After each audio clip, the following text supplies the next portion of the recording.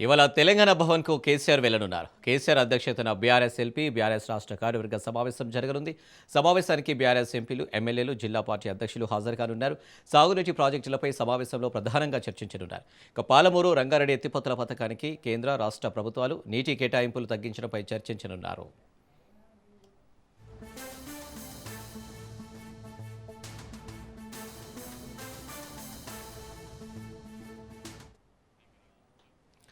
ప్రభుత్వ వైఫల్యాలపై పోరాటానికి గులాబీ దళం సిద్ధమవుతుంది. ఈ మేరకు ఉద్యమ కార్యాచరణ రూపొందించనున్నారు.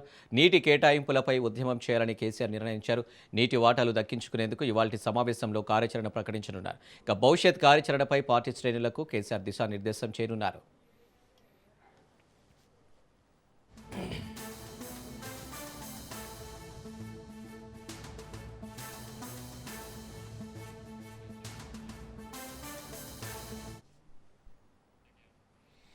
ఇవాళ తెలంగాణ భవన్కు కేసీఆర్ రానున్నారు. దీనికి సంబంధించి మరిన్ని డీటెయిల్స్ మా ప్రతినిధి సైదులు అందిస్తారు. సైదులు. అనిల్, బీఆర్ఎస్ పార్టీ మరో పోరాటానికి సిద్ధమవుతుంది. ముఖ్యంగా తెలంగాణ రాష్ట్రానికి రావాల్సినటువంటి నీటి వాటా విషయంలో ముఖ్యంగా పాలమూరు, రంగారెడ్డి ఎత్తిపోతల పథకానికి సంబంధించి దాదాపుగా 95% పనులు పూర్తి అయ్యాయి. కాబట్టి మిగిలిన 8% పనులు పూర్తి చేసిన తర్వాత ఇక కృష్ణా జలాలు ముఖ్యంగా 45 టీఎంసీలు మాత్రమే కేంద్రం ఇచ్చేందుకు సిద్ధమవుతుంది. అందుకు రాష్ట్ర ప్రభుత్వం ఇప్పుడున్నటువంటి కాంగ్రెస్ ప్రభుత్వం అంగీకరించే విధంగా అవలంబిస్తుంది. సో ఇది పూర్తిగా తెలంగాణకు తీవ్ర అన్యాయం చేసినట్టు అవుతుంది. తెలంగాణ పూర్తిగా ఎడారిగా మారిపోతుంది. రంగారెడ్డి అదేవిధంగా పాలమూరు పూర్తిగా ఎడారిగా మారే అవకాశం ఉంది ఇలాంటి నిర్ణయాల వల్ల అని చెప్పేసి కూడా బీఆర్ఎస్ పార్టీ భావిస్తుంది. అందుకు ఒక ప్రత్యేక కార్యాచరణకు గులాబీ దళపతి కేసీఆర్ సిద్ధమవుతున్నారు. సో ఇక పాలమూరులో కానీ లేదంటే రంగారెడ్డి జిల్లాలో కానీ ఒక భారీ బహిరంగ సభ ఏర్పాటు చేయాలని చెప్పేసి కూడా కేసీఆర్ భావిస్తున్నారు. సో ఇది ఈరోజు సమావేశంలో చర్చకు వచ్చే అవకాశం ఉంది. ఇక కొద్దిసేపటి క్రితమే నందినగర్ నివాసానికి చేరుకున్నారు బీఆర్ఎస్ వర్కింగ్ ప్రెసిడెంట్ కేటీఆర్, మాజీ మంత్రి హరీష్ రావుతో పాటుగా మండలి ప్రతిపక్ష నేత మధుసూదనాచారి, మిగిలిన కొందరు కీలక నేతలందరూ కూడా కేసీఆర్ నివాసానికి చేరుకున్నారు. నిన్న ఎర్రవల్లి వ్యవసాయ క్షేత్రం నుంచి కేసీఆర్ నిన్న సాయంత్రం 6 గంటలకు నందినగర్ నివాసానికి చేరుకున్నారు. సో ఇక ఈరోజు కొందరు బ్రేక్ఫాస్ట్ సమయంలో కీలక నేతలందరూ కూడా కేసీఆర్తో భేటీ అయ్యారు. కొద్దిసేపటి క్రితమే కేటీఆర్, హరీష్ రావు, మధుసూదనాచారి, మిగిలిన కొందరు కీలక నేతలందరూ కూడా భేటీ అయ్యారు. ముఖ్యంగా తెలంగాణ భవన్లో మరి కాసేపట్లో జరగబోయేటువంటి సమావేశంలో ఇటు బీఆర్ఎస్ ఎల్పీ సమావేశంలో చర్చించాల్సినటువంటి అంశాలు, అదేవిధంగా బీఆర్ఎస్ రాష్ట్ర కార్యవర్గ సమావేశంలో చర్చించాల్సినటువంటి అంశాలు రెండింటిపైన కూడా కీలక నేతలతో కేసీఆర్ మాట్లాడుతున్నారు. సో ఇక మధ్యాహ్నం కేసీఆర్ 1:40 నందినగర్ నివాసం నుంచి నేరుగా తెలంగాణ భవన్కి వస్తారు. కేసీఆర్ అంటే కేటీఆర్, హరీష్ రావుతో పాటుగా మిగిలిన కొందరు నేతలు ఉండే అవకాశం కూడా కనిపిస్తుంది. కాబట్టి ప్రధానంగా పాలమూరు, రంగారెడ్డి ఎత్తిపోతల పథకానికి సంబంధించి నీటి కేటాయింపులకు సంబంధించిన అంశం ప్రధానంగా చర్చకు వస్తుంది. సో అది ముగిసిన తర్వాత ఇక బీఆర్ఎస్ రాష్ట్ర కార్యవర్గ సమావేశం ప్రారంభమవుతుంది. ఈ యొక్క రాష్ట్ర కార్యవర్గ సమావేశంలో జిల్లా పార్టీ అధ్యక్షులు కూడా పాల్గొంటారు. కాబట్టి పార్టీ గ్రామ స్థాయి నుంచి రాష్ట్ర స్థాయి వరకు కూడా బలోపేతం పైన ప్రత్యేక చర్చ జరగనుంది. దాంతోపాటుగా సభ్యత్వ నమోదు కార్యక్రమానికి సంబంధించి కూడా చర్చ జరగనుంది.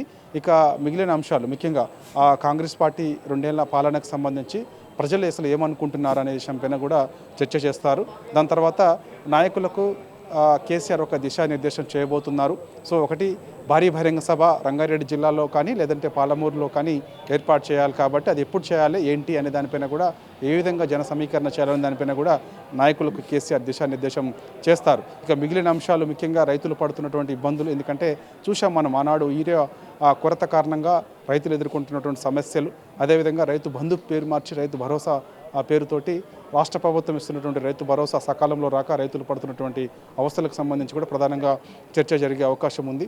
నిరుద్యోగులకు సంబంధించినటువంటి అంశం కూడా చర్చ జరిగే అవకాశం కనిపిస్తుంది. ఎందుకంటే కాంగ్రెస్ పార్టీ ఆనాడు ఎన్నికల సమయంలో ఇచ్చినటువంటి హామీ మేరకు 2 నెలల్లో 2 లక్షల ఉద్యోగాలు ఇస్తామని హామీ ఇచ్చారు. కాబట్టి సో ఆ హామీకి సంబంధించి కూడా చర్చ జరిగే అవకాశం ఉంది. ఎందుకంటే నిరుద్యోగుల్ని కూడా ఒక తాటిపైకి తీసుకొచ్చి ఒక నిరుద్యోగ భారీ బహిరంగ సభ కూడా ఏర్పాటు చేయాలని బీఆర్ఎస్ పార్టీ భావిస్తుంది. కాబట్టి సో ఆ అంశం కూడా ప్రధానంగా చర్చ చేసే అవకాశం కూడా కనిపిస్తుంది. దాని తర్వాత సాయంత్రం 6 గంటలకు కేసీఆర్ మీడియా సమావేశం ఉంటుందని చెప్పేసి కూడా మనకి విశ్వసనీయ సమాచారం మాత్రమే. చూడాలి మరి కేసీఆర్ మీడియా సమావేశం ఉంటుందా ఉండదా అనేది కూడా మరి కాసేపట్లో మనకి తెలిసే అవకాశం అయితే ఉంది. చాలా రోజుల తర్వాత మీడియా ముందుకు కేసీఆర్ వస్తున్నారు. కేసీఆర్ ఏం మాట్లాడబోతున్నారు, ఏం చెప్తారు అనేది కూడా సర్వత్రా ఆసక్తి. 2 తెలుగు రాష్ట్రాల్లో కూడా సర్వత్రా ఆసక్తి కాబట్టి సో దాదాపుగా మీడియా సమావేశం ఉండే అవకాశమే కనిపిస్తుంది. చూడాలి మరి ఇక ఉంటుందా ఉండదా అనేది. కాబట్టి ఇక ఈ యొక్క బీఆర్ఎస్ఎల్పీ సమావేశం అదేవిధంగా బీఆర్ఎస్ రాష్ట్ర కార్యవర్గ సమావేశానికి సంబంధించినటువంటి అంశాలు చర్చించిన తర్వాత తీసుకున్నటువంటి నిర్ణయాలు అదేవిధంగా ఒక దిశానిర్దేశం కేసీఆర్ నాయకులకు ఒక దిశానిర్దేశం చేసినటువంటి అంశాలు అవన్నీ కూడా మనకి ఎవరో ఒకరు మీడియా ముందుకు వచ్చి కూడా చెప్పే అవకాశం అయితే కనిపిస్తుంది. ఆల్రెడీ మనకి ముందే చెప్పడం కూడా జరిగింది మీడియాకు. ప్రధానంగా ఈ యొక్క నీటి కేటాయింపులకు సంబంధించిన అంశంపైన ప్రధానంగా చర్చ చేస్తున్నామని చెప్పేసి కూడా చెప్పారు.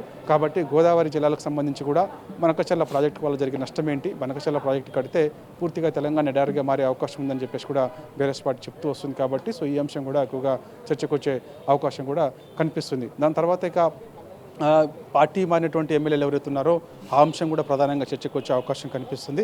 ఎందుకంటే సుప్రీంకోర్టు ఇచ్చినటువంటి తీర్పు ఆధారంగా ఖచ్చితంగా పార్టీ మారినటువంటి ఎమ్మెల్యేలపైన అర్హత వేటు వేసే అవకాశం ఉన్న నేపథ్యంలో ఖచ్చితంగా ఆ అంశం కూడా ప్రధానంగా చర్చకు వచ్చే అవకాశం ఉంది. ఒకవేళ ఆ వేటు పడితే ఏ విధంగా ఉప ఎన్నిక ఎదుర్కోవాలి ఏంటనే దానిపైన కూడా ఈ యొక్క బీఆర్ఎస్ రాష్ట్ర కార్యవర్గ సమావేశంలో చర్చిస్తారు. దాని తర్వాత ఇక శీతాకాల సమావేశాలను కూడా రాష్ట్ర ప్రభుత్వం ఏర్పాటు చేసేందుకు సిద్ధమవుతుంది. కాబట్టి ఈ యొక్క శీతాకాల సమావేశంలో కూడా ప్రభుత్వ తీరు నిన్నగట్టేందుకు అసెంబ్లీ సాక్షిగా ప్రభుత్వ తీరు నిన్నగట్టేందుకు సిద్ధం కావాలని చెప్పేసి కూడా ఎమ్మెల్యేలకు ఎమ్మెల్సీలకు కేసీఆర్ ఒక దిశానిర్దేశం చేసే అవకాశం కనిపిస్తుంది. ప్రధానంగా కొన్ని అంశాలపైన పట్టుబట్టే అవకాశం కూడా కనిపిస్తుంది. ఎందుకంటే హైదరాబాద్లో ఉన్నటువంటి హిల్టిపీ పాలసీ కారణంగా మొత్తం 9,000కు పైగా ఉన్నటువంటి పారిశ్రామిక భూములను కొందరికి కట్టబట్టే ప్రయత్నం రాష్ట్ర ప్రభుత్వం చేస్తుందని బీఆర్ఎస్ పార్టీ ఆరోపణ చేస్తుంది. సో ఈ అంశాలు కూడా ప్రధానంగా చర్చ చేయాలని చెప్పేసి కూడా భావిస్తున్నారు. సో కాంగ్రెస్ పార్టీ తీసుకున్నటువంటి నిర్ణయాలు ముఖ్యంగా సో ఆ నిర్ణయాలకు సంబంధించి కూడా ప్రజలకు పడుతున్నటువంటి ఇబ్బందులు ఏవైతే ఉన్నాయో అవి గుర్తించి సో వాటిపైన ప్రత్యేక ఫోకస్ చేయాలని చెప్పేసి కూడా బీఆర్ఎస్ పార్టీ భావిస్తుంది. ఈ అంశాలపైన కూడా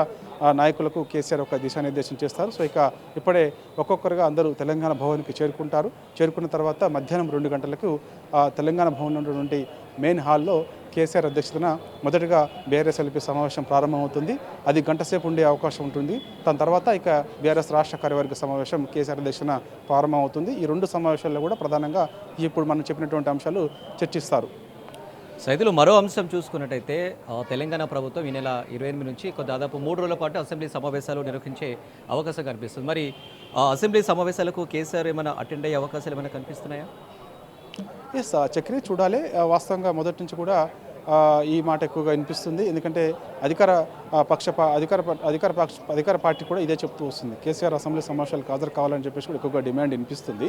మరి ఇక చూడాలి మరి ఈసారి కేసీఆర్ ఈ యొక్క శీతాకాల అసెంబ్లీ సమావేశాలకు హాజరవుతారా లేదా అనేది కూడా మనకి ఈ సమావేశంలో తెలిసే అవకాశం కూడా కనిపిస్తుంది. ఎమ్మెల్యేలు కూడా ఆయన చెప్పే అవకాశం కూడా కనిపిస్తుంది. అసెంబ్లీలో లేవనెత్తాల్సిన అంశాలు ముఖ్యంగా ఒక దిశానిర్దేశం కేసీఆర్ ఎమ్మెల్యేలకు ఎమ్మెల్సీలకు చేసిన తర్వాత వారి నుంచి ఫీడ్బ్యాక్ తీసుకున్న తర్వాత వారికి ఈ విషయం కూడా చెప్పే అవకాశం ఉన్నట్టు కూడా తెలుస్తుంది. సో మనకి తర్వాత ఈ సమావేశం ముగిసిన తర్వాత శీతాకాల సమావేశాలకు కేసీఆర్ హాజరవుతారా లేదా అనేది కూడా మనకి స్పష్టత వచ్చే అవకాశం అయితే కనిపిస్తుంది.